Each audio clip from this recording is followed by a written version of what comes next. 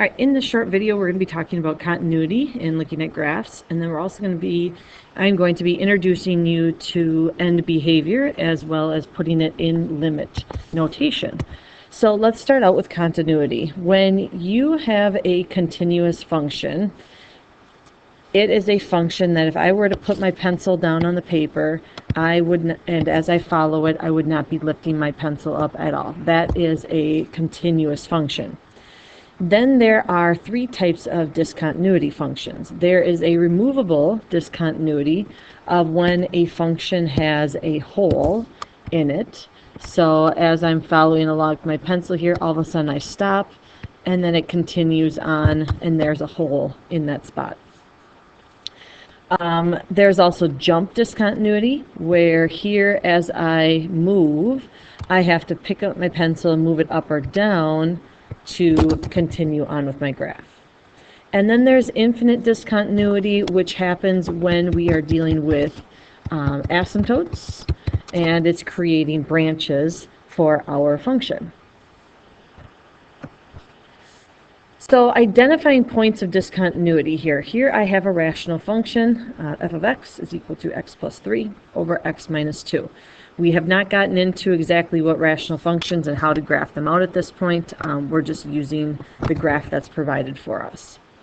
This one right here does have the infinite discontinuity because there is a vertical asymptote occurring right here at positive 2. So identifying the points of discontinuity, our point of discontinuity is for when x is equal to 2.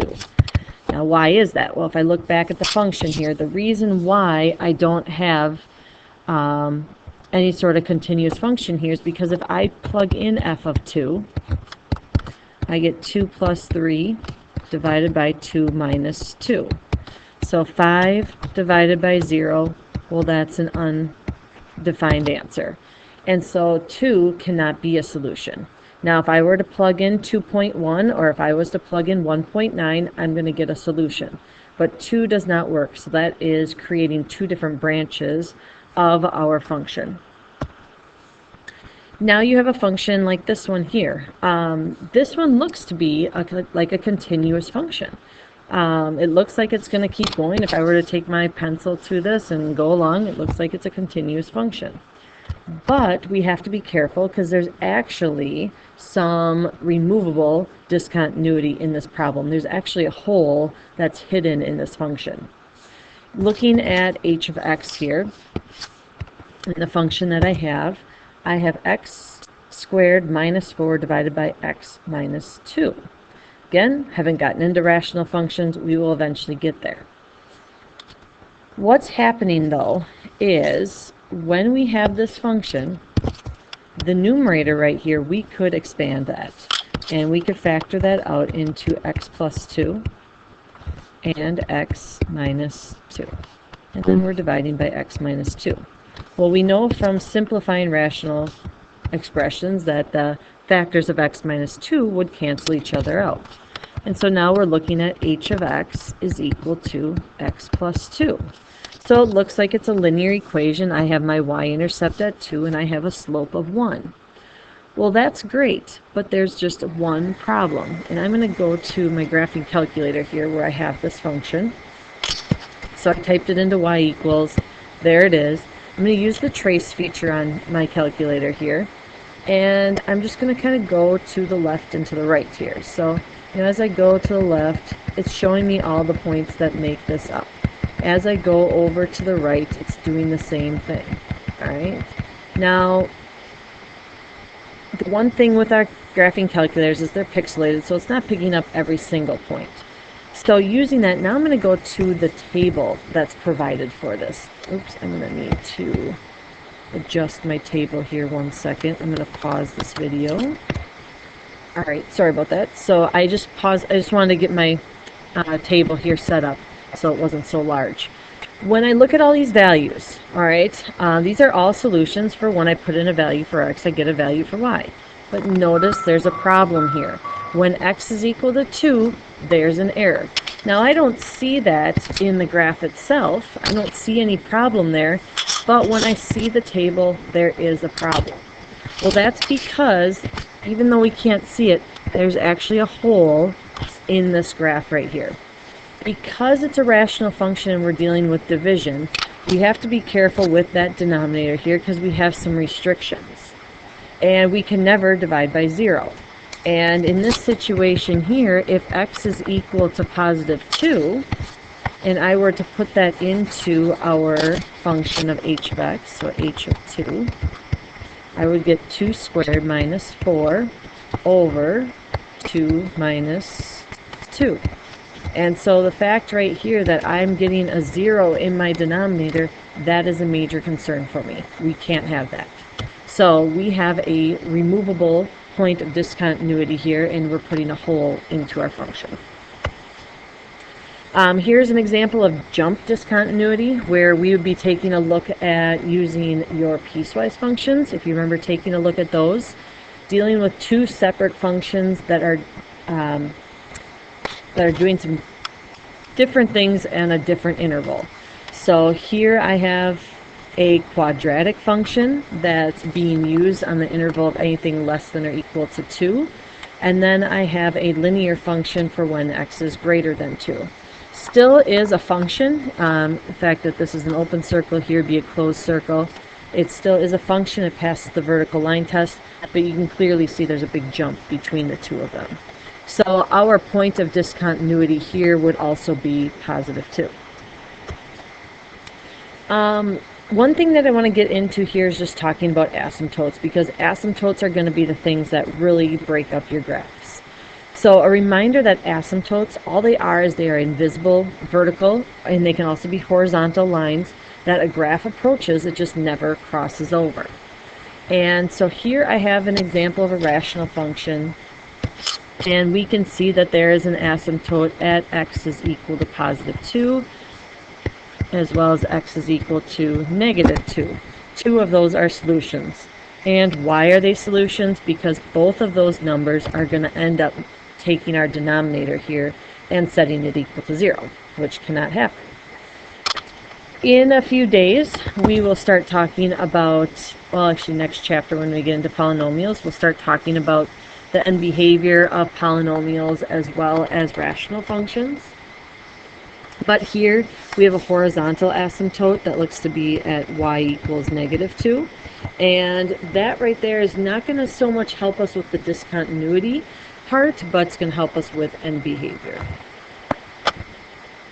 Alright, so here's just another example of finding some asymptotes. When I look at my function right here, if I were to factor it out, and I've got x, let's see, we'll have x minus 2 and x plus 1. I cannot have my denominator equal to 0, so when x minus 2 equals 0, when x plus 1 equals 0, those are the two that can't happen. So that's why I have an asymptote at positive 2, that's why I have an asymptote at negative 1. Alright, so lastly I want to talk about end behavior and starting to introduce you to limits. End behavior. Really important to us to start looking at what is happening as x gets really big, what happens as x gets really small. That's what end behavior does. So I'm trying to look at this graph right here, and as x gets bigger and bigger, I want to take a look at my function here and think about what is happening to those values of y.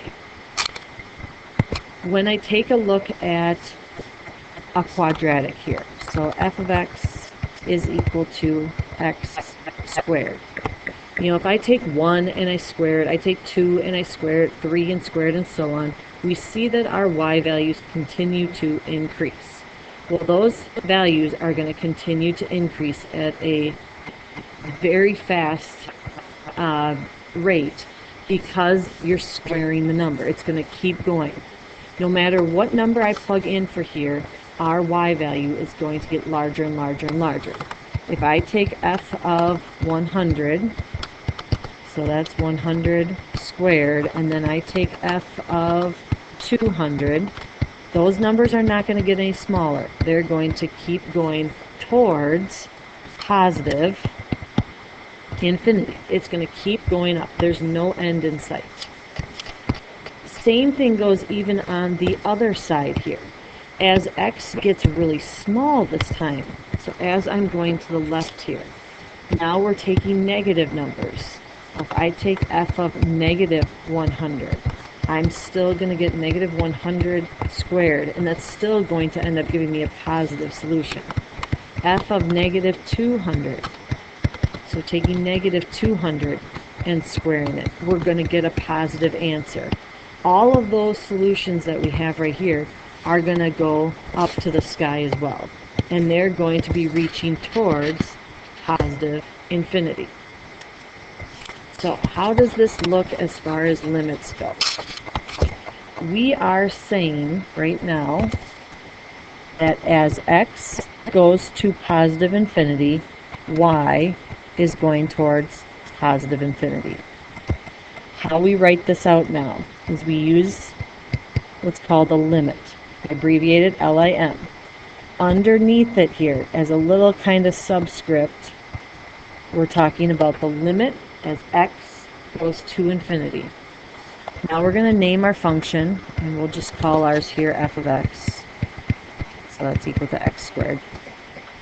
The limit of our function as x goes to infinity is equal to positive infinity. As x gets really big, your value of y is going to grow as well.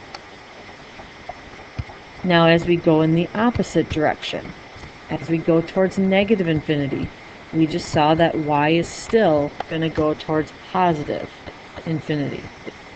Now I'm going to write this out as the limit as x approaches negative infinity of our function f of x. It's going to equal positive infinity. It's going to go up to the sky. And that is our new notation that we're going to be using.